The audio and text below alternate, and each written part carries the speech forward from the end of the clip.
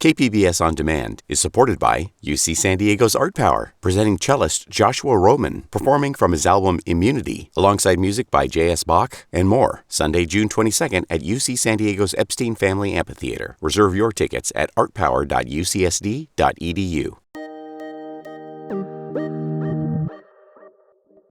What actually happens when your business goes viral?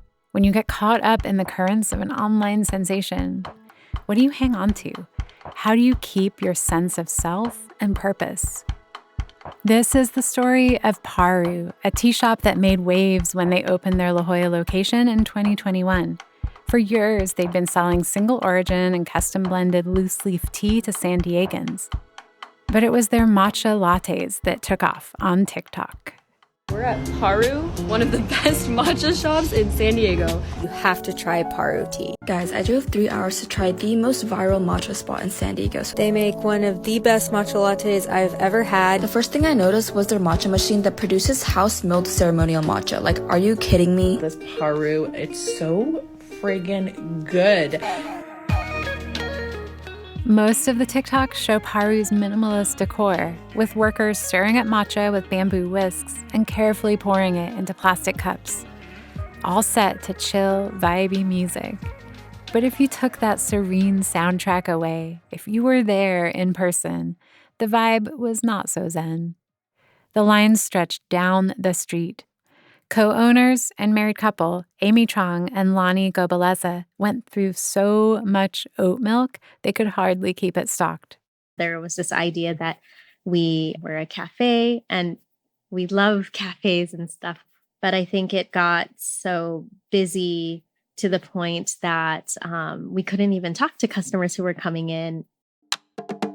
Lani and Amy were grateful for the excitement around their drinks, but they are passionate about the mindfulness and philosophy of a slow, focused tea experience. Slinging hundreds of matcha lattes every day was never quite their vision.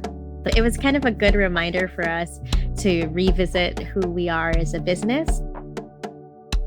In August of last year, Lani and Amy announced they'd no longer be serving drinks, and TikTok mourned. Now they're all about tea experiences and selling all kinds of loose leaf tea and the equipment to prepare it at home. They broke all the rules of the notoriously challenging food and beverage industry. They shut the door on a huge line of customers. And now business is better than ever. I feel like this is the healthiest it's been, not just like financially, but just in terms of, do we know what we're doing and do we believe in what we're doing? The truth is, PARU has never really followed the rules. When they started, they offered San Diego an unfamiliar product without a lot of proven demand. Single origin, loose leaf tea, no tea bags. Amy creates all of their famous blends, which use only natural ingredients, like in their blue chamomile tea, made from 3 kinds of real flowers. All their teas are inspired by memories from childhood and beyond, including Amy and Lani's own truly cinematic romance.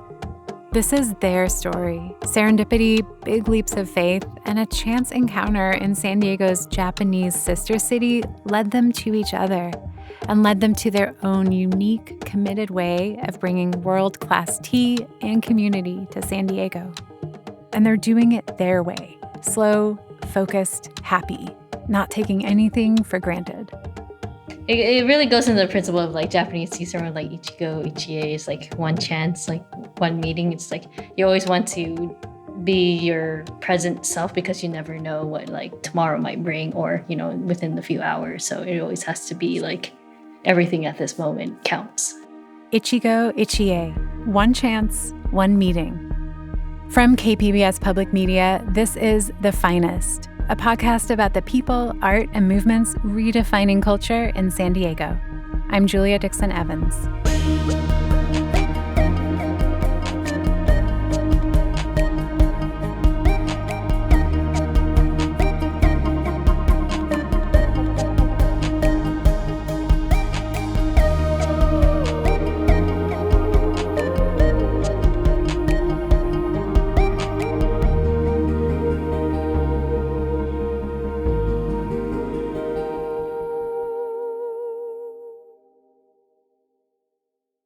KPBS On Demand is supported by UC San Diego's Art Power, presenting cellist Joshua Roman, performing from his album Immunity, alongside music by J.S. Bach and more. Sunday, June 22nd at UC San Diego's Epstein Family Amphitheater. Reserve your tickets at artpower.ucsd.edu. Our producer Anthony and I went to visit Paru on a picturesque La Jolla afternoon. We see Amy and Lani. Hi. Hello. Inside, it's all white and natural wood, with clean, long surfaces and shelves full of dozens of fragrant teas.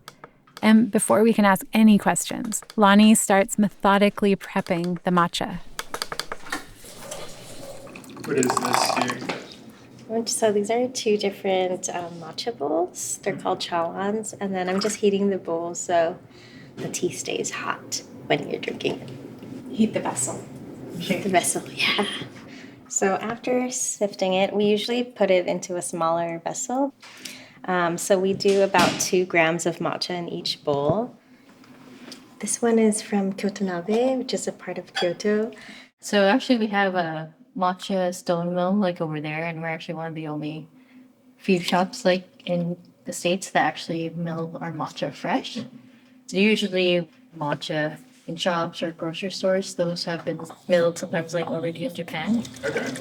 So when I first put the matcha in and then add the water, I like to use the whisk to mix the matcha and the water a little bit. But the way that we learned from our tea teacher is to hold the bowl and then go back and forth, and it takes a lot more strength than you would think. It's like kind of using your whole arm.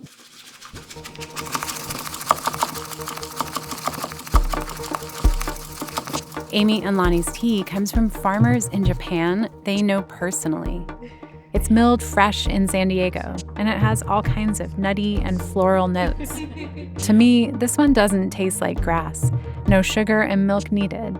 It's really nice. It's not bitter. I think I was expecting bitter, but no, it's really smooth. Amy and Lani have been studying traditional Japanese matcha ceremony with a sensei for 3 years. I mean, it feels like you don't know I anything. don't know anything still, yeah. But that's the fun part. It's like, you know, you're studying thing and you never feel like, oh, you're just like a master, like anything. Yeah. And with matcha, Amy says, it's about the journey more than the destination.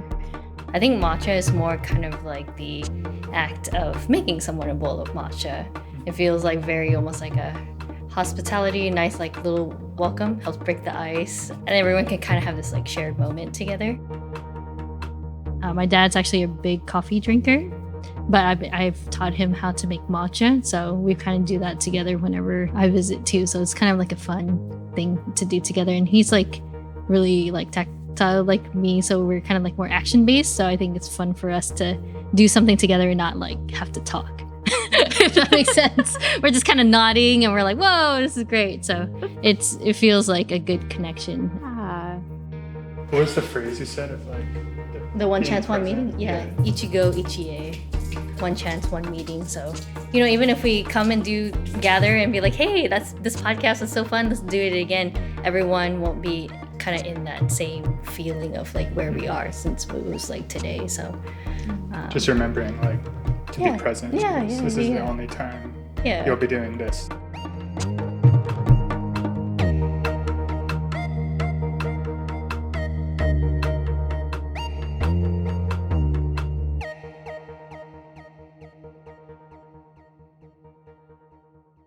Amy and Lani's journey of coming together and launching PARU is a wild one, and it starts with a decision to study abroad in Yokohama, Japan. So we actually went to 2 different universities. I went to UC Irvine. Lani went to Berkeley. But there is a study abroad program there that all the UCs can go. Amy has family from Vietnam, but their grandfather did a lot of business in Japan, and Amy fell in love with that culture and its tea. One of my aunts, who's like a second mom to me, she was like, oh, maybe you should go to Japan because your grandfather. And her words meant a lot to me. And she was like, hey, you know, if you're nervous about going to somewhere that you've never been, I will see you off. So she was like, I'll meet you in Japan, and then we'll spend a few days together. And she's like, I guarantee, I promise you that you will love it. Lani's family is from the Philippines. Her choice of Yokohama was a little more pragmatic. I chose it because it's the sister city to San Diego. And it was one of the few programs where you didn't have to speak fluent Japanese. And I spoke elementary, so I just wanted it to be easy. For Amy, visiting this place with their aunt was unforgettable, and in fact would sadly be the last time Amy saw her. She'd pass away a few years after this visit. She dropped me off at the Yokohama terminal, where we were supposed to meet all of our study abroad buddies together. But then I'm also, again, highly big introvert in larger groups. And then I was dropped off within this group, and I sat in the corner and put my headphones in, waiting for the bus to come to pick us up while everyone was talking. And then when I arrived to the terminal, I saw Amy, who as they mentioned, had their headphones in. And I kind of felt this immediate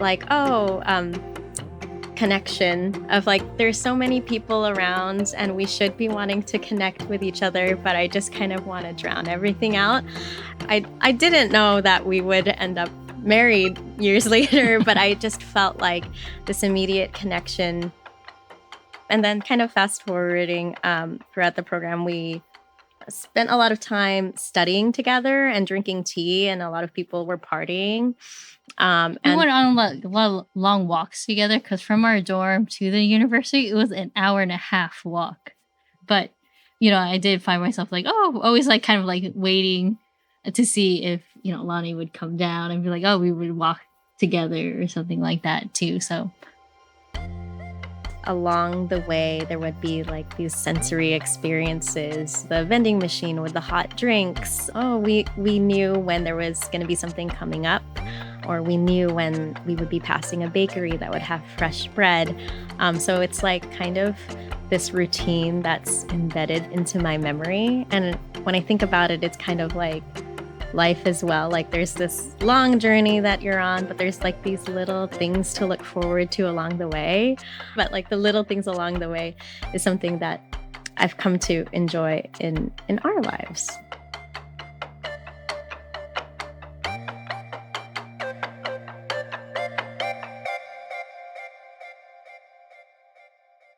Their time studying abroad also happened to be during Japan's iconic and famously fleeting cherry blossom season. For all the 14 years that we've traveled over dozens of times over to Japan, that first time that we saw the cherry blossoms, it's the most amount of cherry blossoms I've ever seen. But that pink and the smell of the kind of plum-like floral cherry blossoms, that one was always a big visual in my mind. So every year now we have cherry blossom tea blend.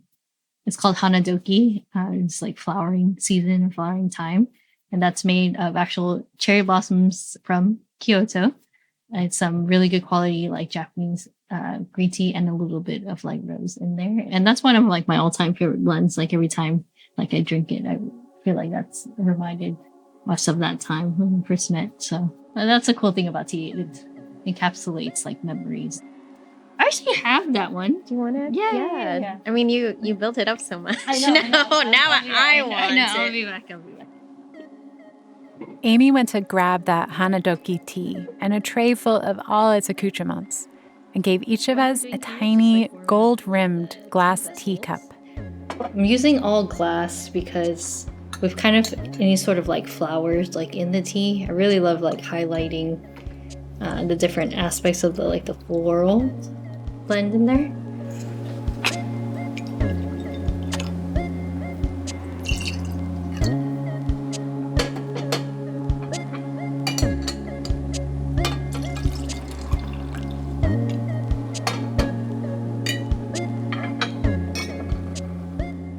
The tea was a pale golden color, and the flowers stuck to the sides of the glass pot when they poured it out.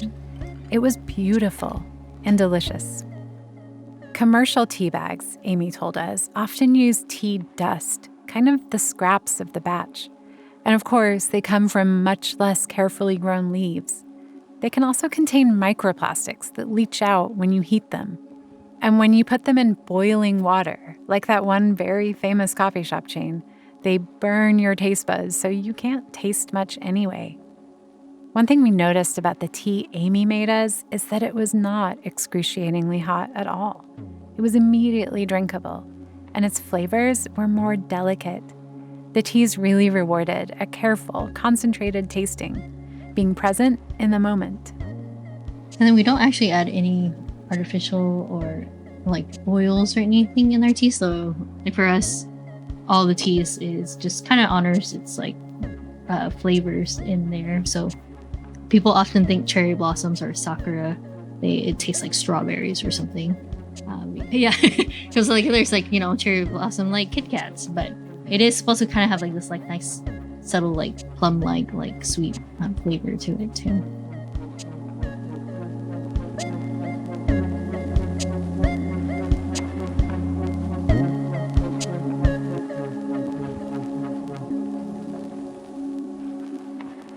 But after all those romantic walks, bottomless tea, and cherry blossoms, the study abroad program came to an end, and Amy and Lani were just friends.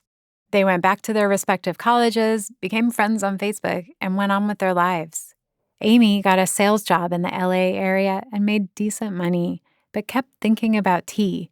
Ever since they were a child sharing tea with their grandpa, they dreamed of having their own shop. Also in the back of Amy's mind, though, was Lani. Lani worked at a coffee shop in San Diego, her hometown, but she dreamed of Japan. And after a couple of years, she decided to move back to teach English. Lani's big flight abroad departed from LAX, close enough for Amy to meet up. Suddenly, it got real for Amy. Lani was leaving the country. It was now or never. Actually, a group of her friends like took her to like the airport. And I think, her actually physically leaving. I was like, well, I guess I should say something, but I didn't muster the words. So I just like, yeah, we said just like, kind of just like a friendly goodbye. But then, this is kind of like a movie moment in my head. I get an email. Who emails? I guess a confession of sorts. Yeah, it was the written email that was like almost like immediate afterwards. Like she had like stepped on the plane. I was like, oh, well, this was my chance. What was in this email?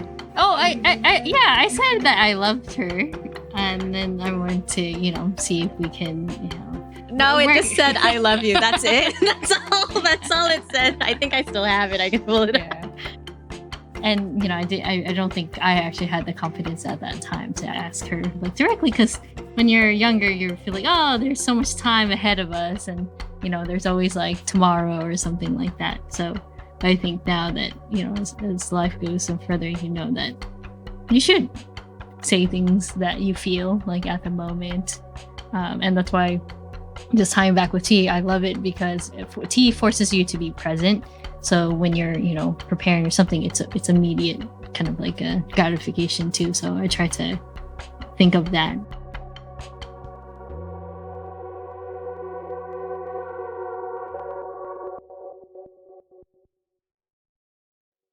KPBS On Demand is supported by UC San Diego's Art Power, presenting cellist Joshua Roman, performing from his album Immunity, alongside music by J.S. Bach and more, Sunday, June 22nd at UC San Diego's Epstein Family Amphitheater. Reserve your tickets at artpower.ucsd.edu. Amy's brave email paid off big time. The pair started a long-distance relationship. For 2 years, Lani lived in Japan, and Amy would visit. And they made a plan. When Lani's time in Japan was up, they'd move to California together. And a little while after they reunited in the U.S., Amy started getting a little sick of the corporate world. I think there was like a turning point where I was like, oh my gosh, I don't think I could work for another company. And I think a bigger push for me that had happened too was actually when I did receive news that my aunt had passed away. And then, I think with those things like those shifts and changes in perspective too. It's just like, oh, now it's the time to maybe like do something too. So I think I decided to move to San Diego. We were living in a small studio in Bankers Hill with our dog. And we kind of had this just like tea station set up where Amy would create blends and I was the taste tester. So coming home, I felt like I was coming home to a kind of like a Willy Wonka, but tea in a way. Lani was working full-time as a copywriter, and Amy was chasing their tea dreams, working on their now beloved blends and selling them at pop-ups at markets and shops around town. Started a website, started Instagram, and then I was just like doing like pop-ups. You know, I met some really great people. I would probably make like $20 a day or something. I was just like maybe 1 or 2 bags of tea. At that time, there was, you know, the bird scooters like around. So, so what I did too is just like at my like off time too, I was just like collected a few of those too and then dropped them off spaces. So then, it would at least like pay for like the gas that I was like using around too. So Charging them, as a like part-time job. But then it was like loading up in the car and loading it back too. So I mean, I made like iced teas too to help kind of like just instantly like introduce the taste of like the different like tea blends that I've made and everything too. But you know, I went to like different co-working spaces. But yeah, people were just all, you know, overall really kind and friendly. And one says like, man, what are you doing? You know? So did you feel like introducing people to tea through iced tea was kind of like the path in a place like San Diego? Yeah. I thought that was kind of like a way to kind of at least have a little medium in between in case people didn't know what to do with like loose leaf tea. Because, you know, even like 8 years ago, that was still like a very new concept to people too. I think people get shaken up by the word loose leaf tea. Because if people are thinking about tea bags, you're like, well, what do I do with this like loose tea? Like there could be so many ways on how to prepare it. So really, you just need maybe like three things to prepare like loose leaf tea, and it'll totally change your world and not want you to prepare another bag tea ever again. At the time, Amy and Lani said there really weren't many businesses selling specialty loose leaf tea in San Diego. It just wasn't something that people were that familiar with, like as customers. I think I learned a lot through conversation of like what people's experiences were with tea, what they wanted from it, and like how they like to enjoy it. So those little things like kept me going. But yeah, it was like probably the most difficult things like I've ever done because, you know, you're packing things in your car and then you're driving and then, you know, you're not making so much money or you're not making any money at all. And during that era of pop-ups, charging scooters, and working in their Willy Wonka tea lab, Amy made something that's gained a somewhat legendary status locally, the blue chamomile tea blend. It's the tea that is our most popular tea, still standing today. But it's also really nostalgic because I think chamomile is probably one of the few teas that we've also like shared together when Lani first met my parents, like chamomile tea. So chamomile is known through the general public mostly because it's like a sleepy time tea or like a tea that you drink when you're not feeling too well. But I think when I was growing up, chamomile was just like so nice and sweet and pleasant that I really enjoyed drinking it as like one of my favorite beverages of all time. And I think I wanted to create kind of like an adult version where people don't pick at it because they're not feeling well. I think you should drink tea when you're feeling good still. So I wanted to make it kind of fun and like uplifting too. So the reason why it turns the blue color is from the butterfly pea flower that we source from a really beautiful area in Thailand. It has some lavender and rose together too. And I think the vibrancy of it just makes people just really happy. I'm happy to brew it too. You guys want to try some?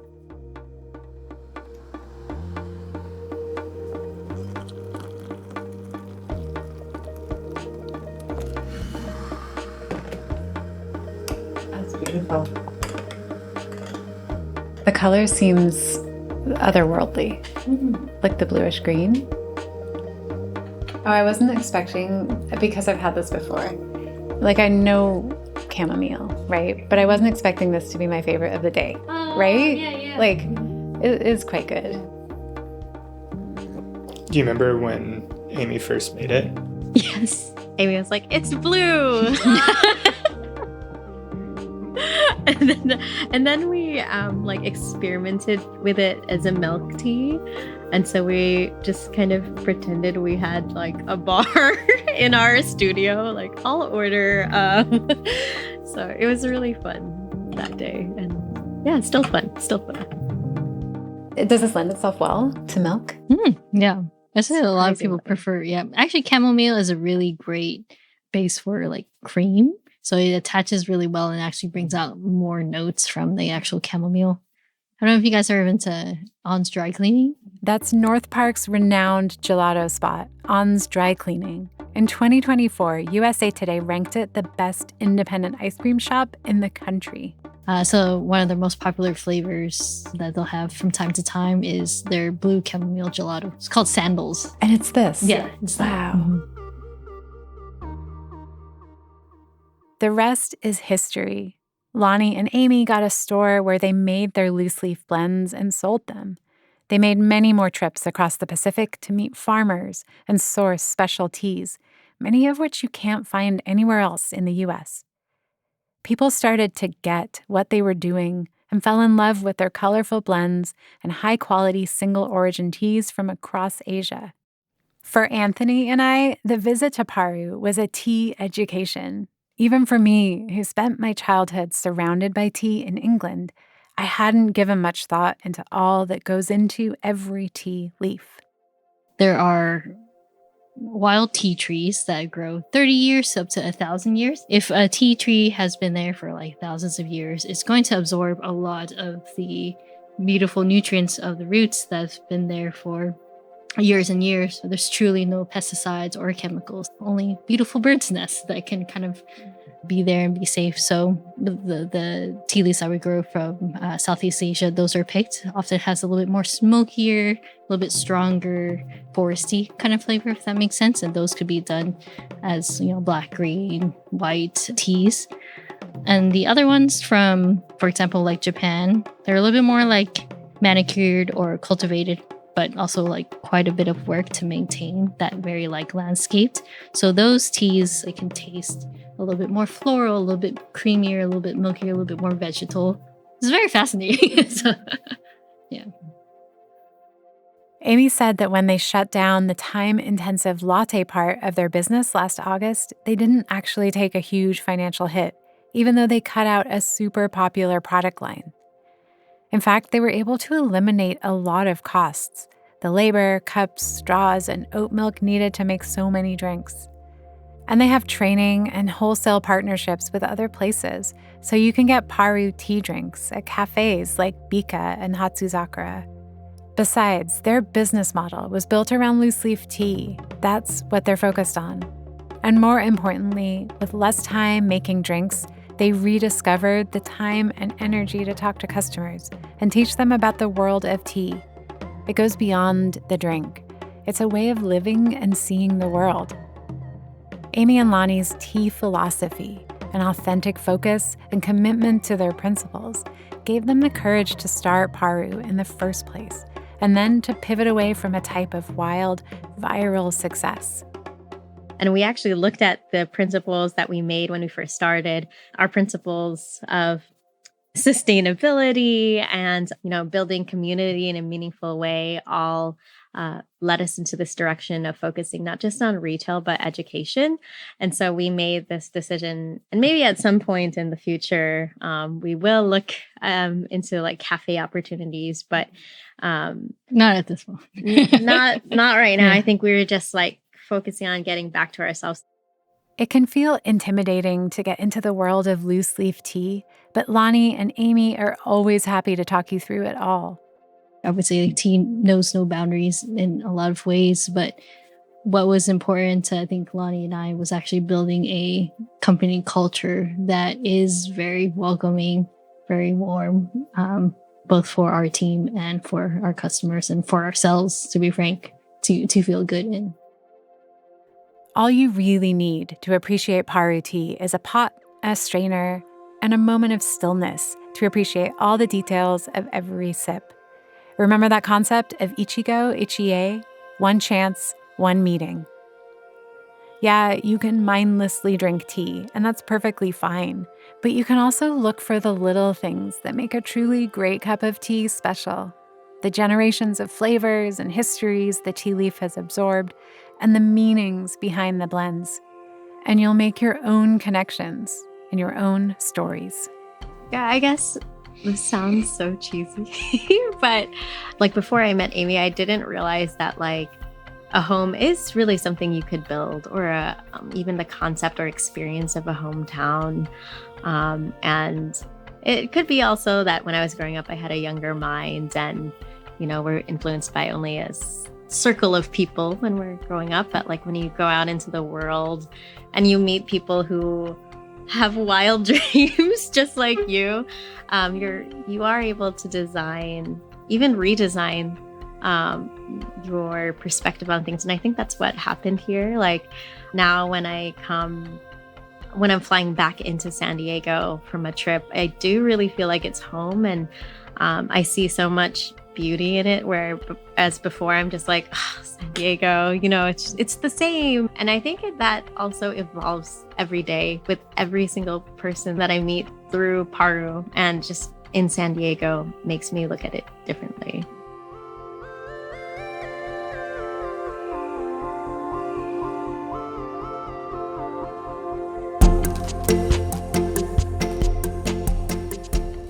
A special thanks to Amy Troung and Lani Gobaleza for their help with this episode.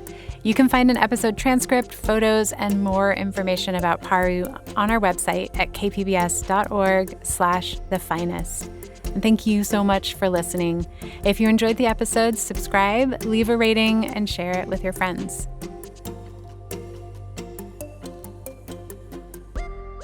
Next Thursday on The Finest, how do you create a local music scene in a superstar economy? Southeast San Diego's Shua opens up about his journey from signing a record deal as a teen to struggling to make ends meet. There are points at which I had no gas, no food, and I was like, well, I'm stuck here. So I'm gonna have to take my instrument and go to a corner and just start playing. The Finest is a production of KPBS Public Media. I'm your host, Julia Dixon-Evans. Our producer is Anthony Wallace, who also composed the score. Our audio engineer is Ben Redlosk, and our editor is Chrissy Wynn.